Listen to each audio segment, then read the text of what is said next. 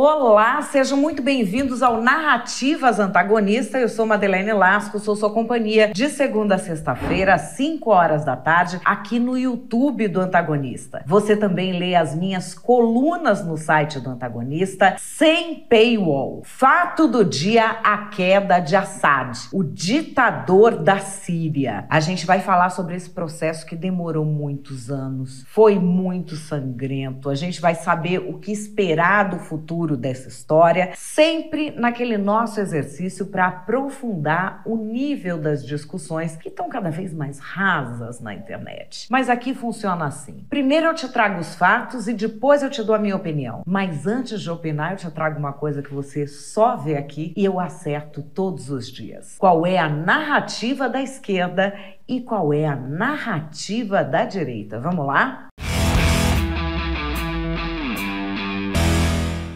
Fato do dia: a queda de Assad, ditador da Síria. Quem é esse ditador? A gente já ouviu falar muito da guerra da Síria. Você muito provavelmente conhece, ou de ter convivido aqui em São Paulo, por exemplo, ou da internet, refugiados sírios que estão no Brasil. E isso não é uma coisa de hoje. Já tem mais de 10 anos que a gente ouve falar disso e vê isso acontecendo. Que história é essa? O que é que aconteceu na Síria? Primeiro vamos a um resumão dessa ditadura da família Assad, que demorou mais de 50 anos para acabar. O atual presidente, que era apelidado de carniceiro, como vários ditadores são, e com razão, porque ele atacava inclusive o próprio povo. Atual não, né? Eis que agora ele caiu. Mas ele é um cara que foi educado na Europa. Quando ele assumiu o poder, o país esperava que ele fosse fazer uma abertura, que ele fosse levar mais democracia, costumes ocidentais, e não foi assim que aconteceu.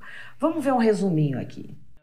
A história recente síria começa a ser reescrita com a queda de Bashar al-Assad, um presidente que governou com mão de ferro durante 24 anos e fugiu do país depois que rebeldes entraram neste domingo na capital, Damasco. Sua fuga não significa apenas o fim de seu poder, mas de toda a sua família. Ele assumiu a presidência em 2000, sucedendo o pai Hafez al-Assad, que governava desde 1971. Assad conseguiu recuperar o controle de grande parte da Síria na Guerra Civil, que começou em 2011, depois de enfrentar grandes protestos que exigiam a sua queda e uma rebelião armada que seu regime praticamente esmagou. Durante anos, o líder sírio confiou em suas alianças com a Rússia, o Irã e o movimento libanês Hezbollah para permanecer à frente do governo. Uma situação que ruiu com o foco de Moscou na guerra contra a Ucrânia e o enfraquecimento de Teherã nas frentes de apoio contra Israel em Gaza e no Líbano com o Hezbollah. Uma brecha que os rebeldes aproveitaram a partir de 27 de novembro, quando começou a ofensiva relâmpago dos islamistas, que rapidamente conquistou várias cidades da Síria até a chegada em Damasco. Bashar al-Assad, um oftalmologista formado no Reino Unido, viu seu destino mudar com a morte em um acidente de trânsito em Damasco em 1994 de Bassel, seu irmão mais velho, que seria o herdeiro político do pai.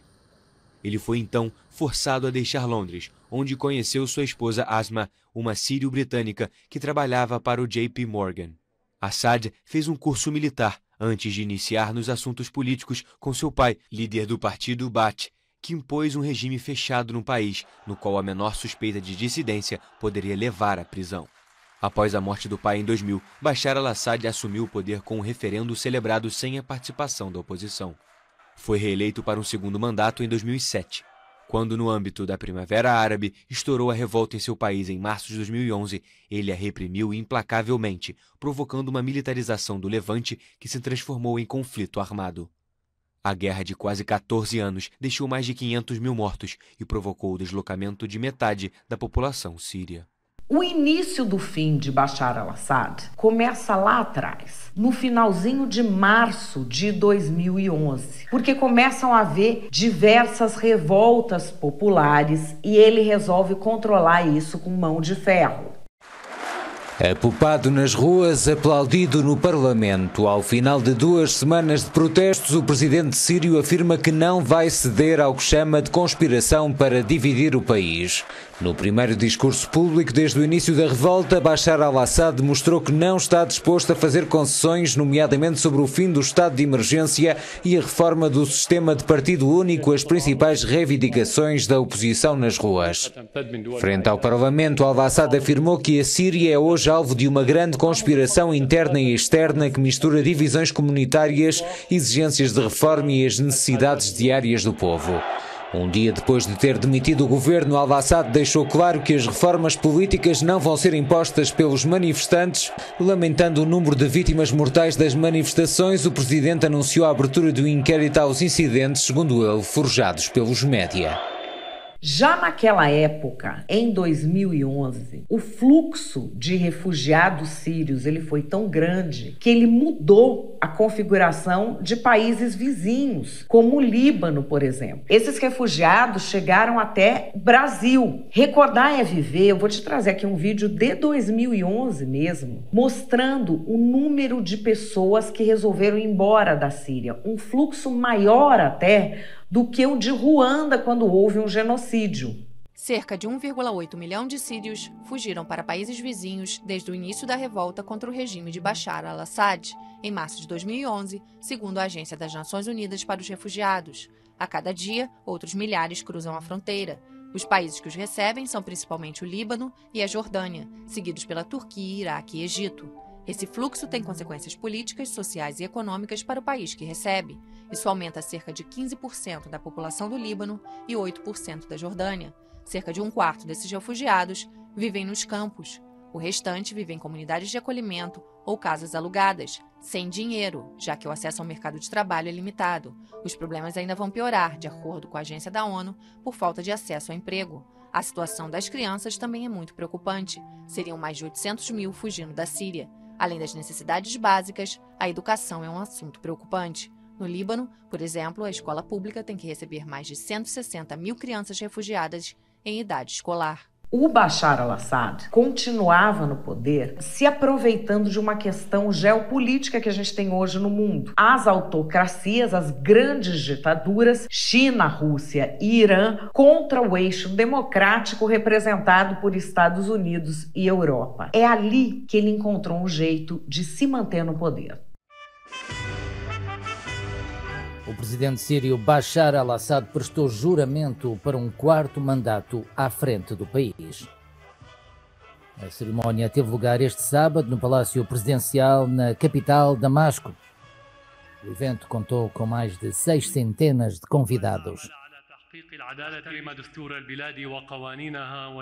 Desde o ano 2000 que Bashar al-Assad dirige a Síria. As últimas eleições presidenciais tiveram lugar em maio passado. A oposição denunciou o ato eleitoral que Assad venceu com 95,1% das preferências de voto. A União Europeia, assim como outros Estados ocidentais, não reconheceram o resultado das eleições.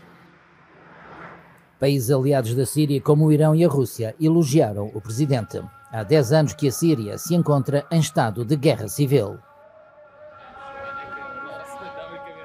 Bom, vários países não reconheceram essa vitória e foram continuando os rebeldes. E aí vem a história. Quem são esses rebeldes? São democratas? É gente ainda mais radical que o Assad. Vamos ver agora esse pessoal que no momento está no poder, que é o HTS, Hayat Tahrir al-Sham. Eles são liderados por Abu Mohammed al-Jolani, que é um cara que se apresentava assim muito religioso, inclusive de turbante e tudo, e foi ao longo do tempo substituindo a sua imagem por uma imagem mais militar. Mas assim que ele consegue derrubar o regime, o primeiro discurso dele é feito onde? Dentro da mesquita omíada. Vamos ver.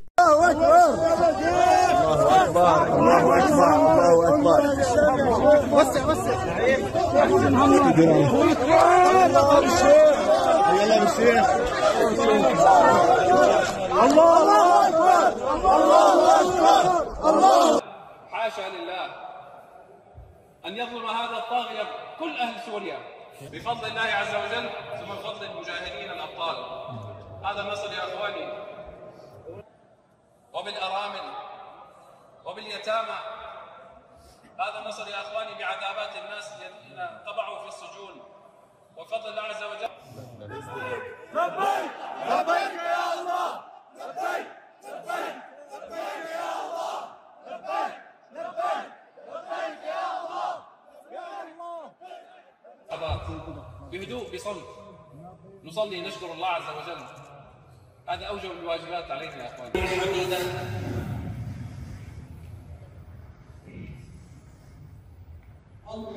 E aí, gente, imagens das ruas na Síria. O impensável aconteceu. A estátua do Hafez al-Assad, que é o ditador pai do que caiu, e a estátua dele foi levada, derrubada, assim, como um símbolo da queda desse regime.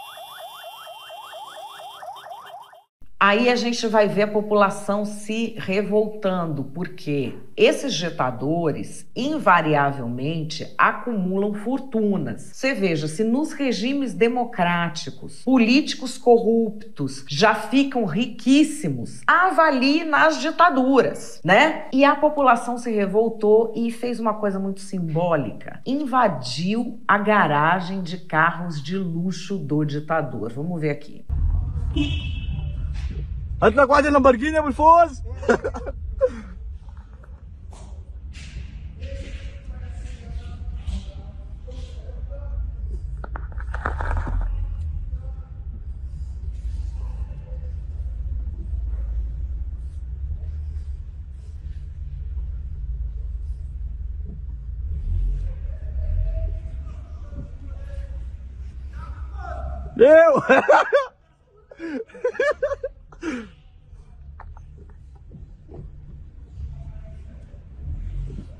Onde foi parar o Assad? Onde foi parar o ditador? Porque vocês vejam, se ele fica lá, ele ia ser assassinado. Não tinha questão sobre isso. Ele foi parar ali na proteção de um dos seus grandes aliados, que é o Vladimir Putin. Ele está na Rússia.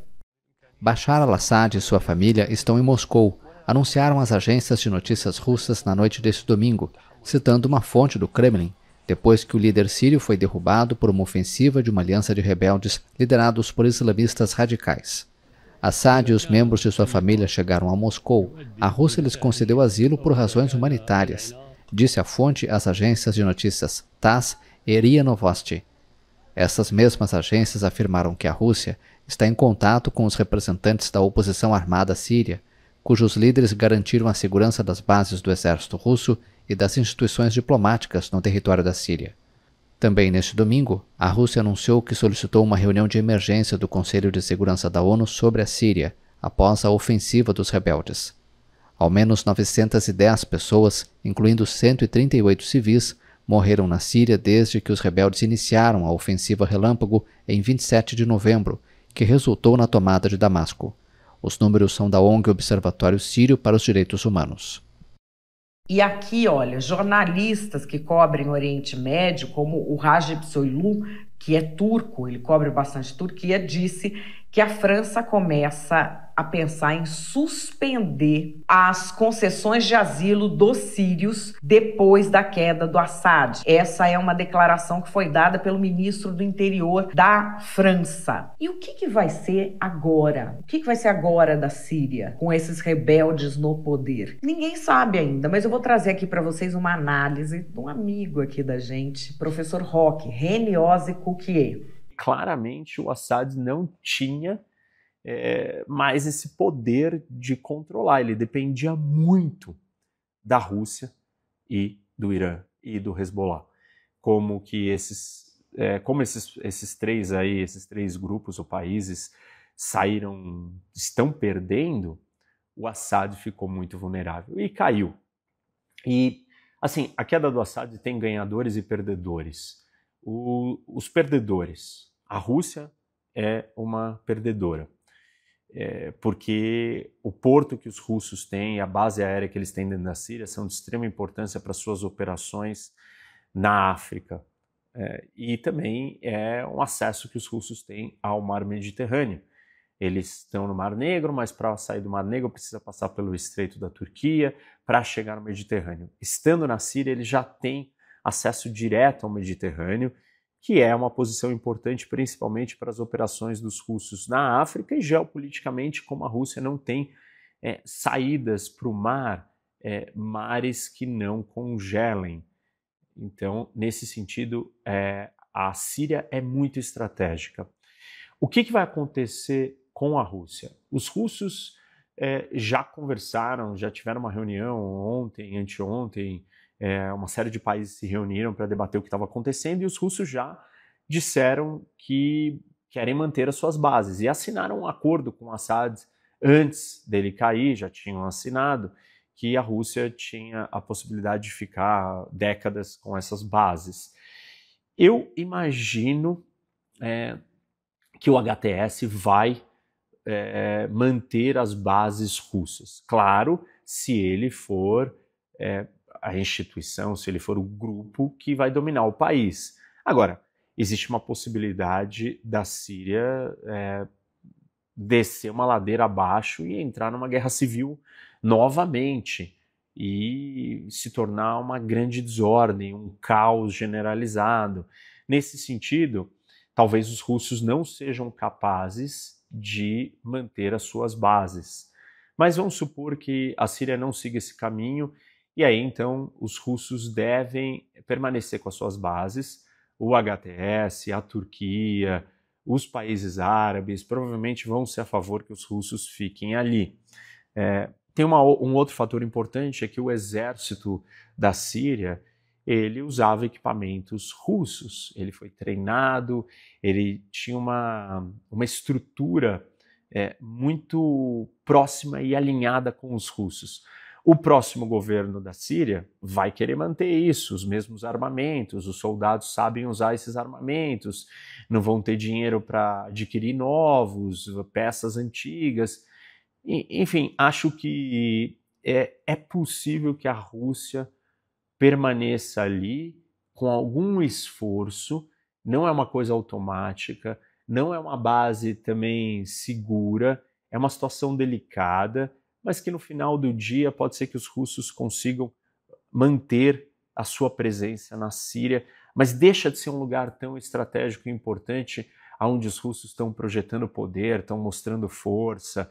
Eles vão ter que estar lidando com um monte de problemas dentro da Síria, o que não é o ideal. O vídeo completo disso tem lá no YouTube dele, que ele faz uma análise, enfim. Essas análises, ao longo dos dias, elas vão mudando, você sabe disso, porque as circunstâncias vão mudando. Bom, e agora vamos falar Bashar al-Assad e o Brasil. O que ele tem a ver com o Brasil? Ele foi a primeira visita de um ditador sírio ao Brasil, isso no governo Lula, em 2010. Ele esteve no Congresso Nacional, o regime dele já dava mostras de enfraquecimento, não foi ainda aquela pedrada de 2011, mas ele já estava precisando de ajuda e agradecendo a ajuda que o governo Lula estava dando.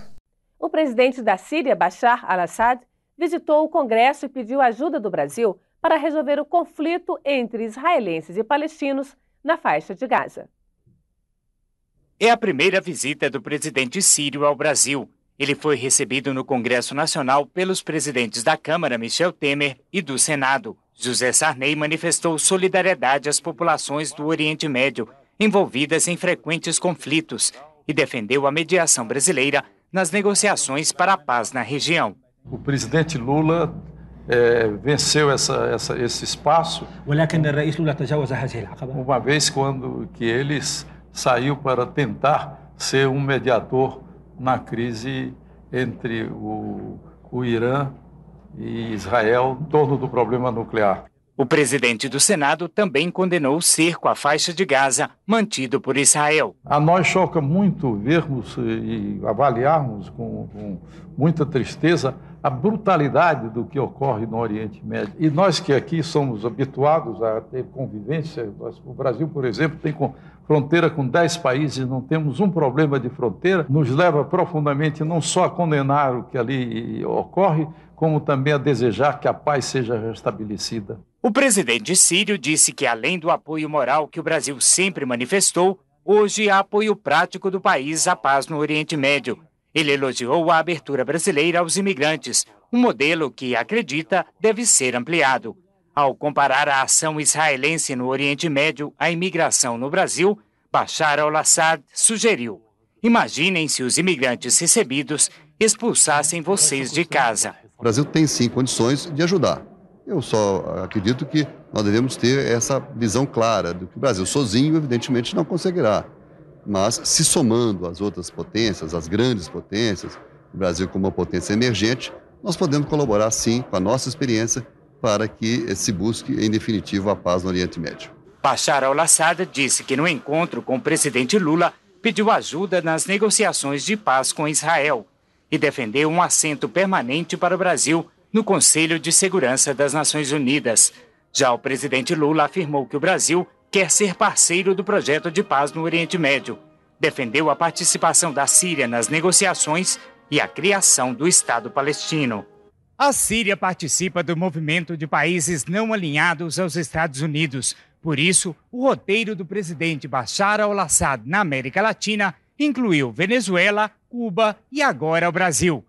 A gente ouve falar isso dos imigrantes, dos refugiados. O Brasil tem como marca o acolhimento a imigrantes e refugiados nas mais diversas circunstâncias, e todos nós aqui somos testemunhas disso, porque todas as famílias têm uma história de refugiado e de imigrante que veio aqui para o Brasil. É por isso que a gente é essa miscigenação. Os refugiados sírios, muitos acabaram vindo, sobretudo cristãos sírios, vieram muito aqui para o Brasil.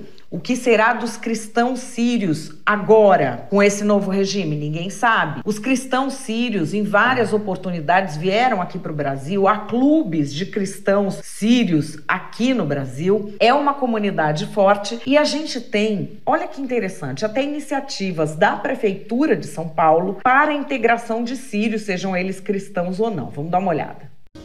A guerra na Síria obrigou muitos moradores a deixarem o país. Alguns procuraram refúgio por aqui e, para reconstruir a vida, contam com a ajuda de brasileiros.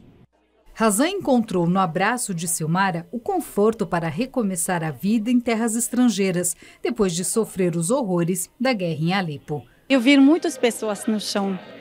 Deus, ele me projetou e eu fui para um lugar e eu descongi. No 1 minuto, quase eu vou morrer. Silmara costuma receber a família síria em sua casa. Até para a praia já viajaram. É maravilhoso, é uma troca maravilhosa, a gente aprende muito. Eles aprendem com a gente também, que a gente acha também que só a gente pode ter preconceito com eles. E o contrário também acontece, o preconceito deles com a gente. E a gente acaba quebrando tudo isso, é maravilhoso. Agora eu tenho família brasileira. Tenho tudo, amigos, eles, minha família aqui. O projeto Meu Amigo Refugiado surgiu em dezembro de 2016. No Natal foram promovidos 35 encontros entre famílias brasileiras e refugiados. Como a iniciativa deu certo, foi organizado esse jantar especial.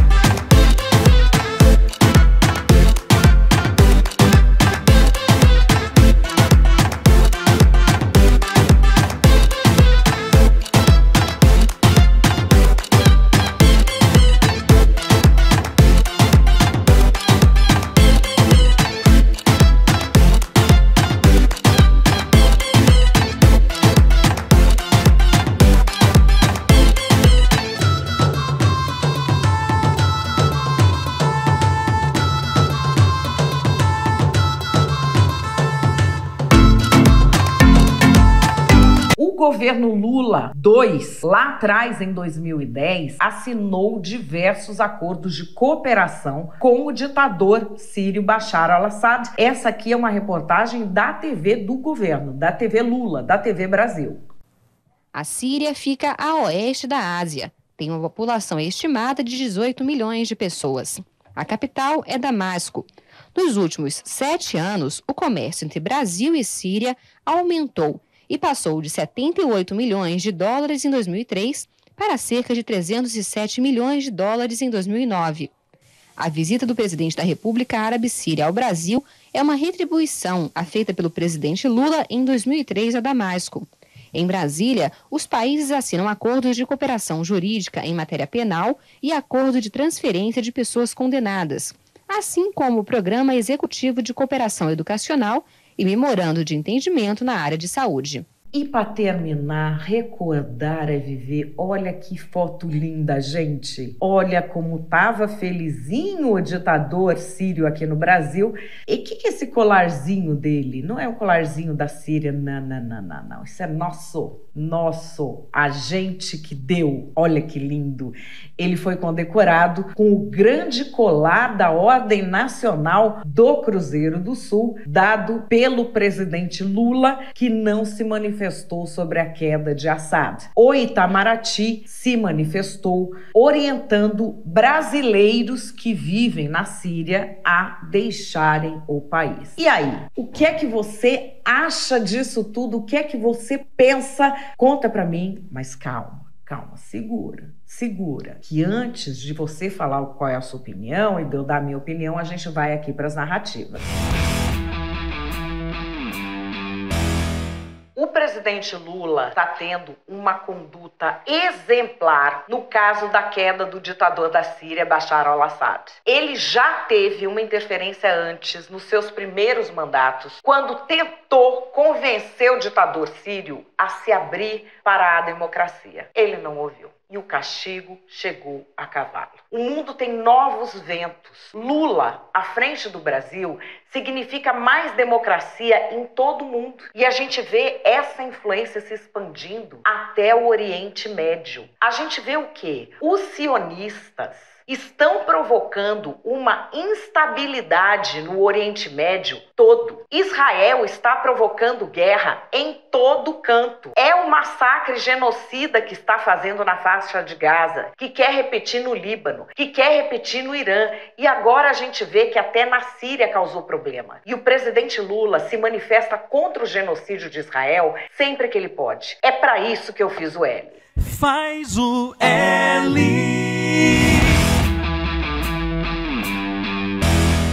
Nós, patriotas, avisamos.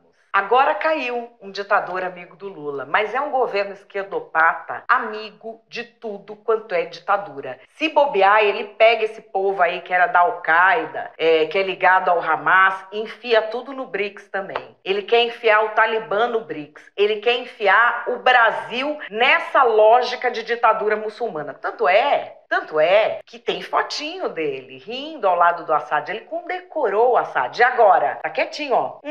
Quietinho. Se Israel dá um espirro, lá vem o Lula falar que é genocídio do povo palestino, a Janja é a mais Free Palestine que tem. Acho até que ele devia mandar a Janja pra Palestina, pra ela ir lá guerrear, falar que é feminista, defender direito das mulheres empoderadas lá na Palestina. E agora o Brasil, com essa vergonha, não abriu a boca pra falar desse ditador. E a culpa é de quem? De quem achava que, o Bolsonaro fala palavrão, não vamos votar no Bolsonaro. Faz o L agora, isentão. Faz o L.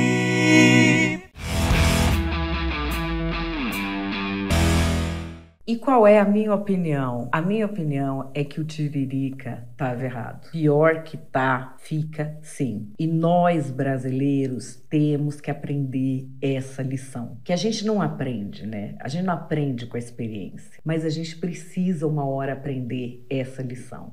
É óbvio que guardadas as devidas proporções, porque o que a Síria vive é uma tragédia de uma proporção que a gente não consegue imaginar. é uma tristeza sob todos os pontos de vista. Não estou falando aqui nem político só, humano mesmo. Quantas famílias destroçadas, desgraçadas, separadas, quanta gente que morreu, quanto radicalismo. A gente perdeu tudo. Se você conhece refugiados sírios aqui no Brasil, em São Paulo tem vários. As histórias são de cortar o coração. É coisa que a gente torce para ser mentira, para ter aumentado. E infelizmente não é. O ser humano é capaz da barbárie, sim. E a gente tinha esse regime que promoveu uma barbárie. E agora nós temos outro que nós não sabemos a que vem. Nós não sabemos. É gente que foi ligada ao Al-Qaeda, é gente que é a favor do Hamas. De repente eles transformam aquilo, muita gente está comparando agora, né? Falando que o que está acontecendo lá é a mesma coisa que aconteceu no Irã com a Revolução Islâmica, que depois o Shah do Irã, o Shah da Pérsia, lembra dessa expressão, Shah da Pérsia? Depois o Shah Reza Pahlavi, que também era um ditador com vários problemas, não tantos quanto o Assad, porque o Assad bombardeou a própria população. Ele não tinha tantos problemas quanto, mas esse grupo que agora entra no lugar é um grupo radical islâmico. Saber o que vai acontecer, muita gente está comparando, mas ainda não dá para saber, porque pode ser muita coisa. Pode ser que esse grupo nem fique no poder, que comece uma guerra interna entre todos os grupos rebeldes para ver quem é que vai ficar no poder. Pode ser que, uma vez no poder, eles suavizem o discurso para manter o apoio da China, para manter o apoio da Rússia, que embora não possam ajudar como poderiam antes da guerra, Rússia e Irã estavam ajudando o Assad. É por isso que ele se mantinha no poder, mesmo massacrando a própria população, mesmo no meio de uma guerra civil, desde 2011. O número de pessoas que deixou a Síria é um fluxo migratório maior do que o que a gente teve nas últimas décadas em todos os conflitos internacionais. Ele foi maior do que o fluxo migratório do genocídio de Ruanda. O Líbano hoje, 1 em cada 5 pessoas no Líbano é um refugiado sírio. Chegou refugiado até aqui no Brasil um monte, a ponto de ter iniciativas de integração. O que é que vai ser da Síria? Vai virar um novo Irã ou não? Ainda não sabemos. De qualquer forma, o que a gente vê é que os refugiados sírios, as vítimas do regime do Assad, estão comemorando em todo o mundo. Não quer dizer que elas estão comemorando o que vem depois. Elas estão comemorando o fim de um regime de pai e filho ditadores de mais de 50 anos que barbarizou a sua população. Foi uma coisa assim, acima do imaginável para nós. E vocês vejam que nem assim a gente tem uma certeza de que o que virá pela frente é menos pior. Mesmo diante de uma barbárie inimaginável, ainda existe um subsolo. Ainda existe um degrau adiante no que o ser humano é capaz de fazer de maldade, de terror, de crueldade. Então, que essa lição fique para nós, porque essa história de não, primeiro vamos tirar tudo que tá aí, para depois ver como é que fica, é algo que o brasileiro faz de maneira recorrente. A gente tem sorte de que a gente não tem uma guerra, de que a gente não tem um problema de terrorismo. Mas a gente não pode abrir a porta para isso. Então aqui deixo esse pensamento para todos nós. Na política tem muita coisa que precisa acabar, sim. Só que a gente tem de ter o foco em 2 coisas ao mesmo tempo. No que eu quero acabar e no que eu vou pôr no lugar. Quando as pessoas falam isso é trocar 6 por meia dúzia, às vezes trocando 6 por meia dúzia, a gente ainda está no lucro. A grande coisa é quando a gente troca o ruim pelo pior. E o eleitorado brasileiro tem sido um craque em fazer isso, em trocar o ruim pelo pior. Pensa nisso para 2026.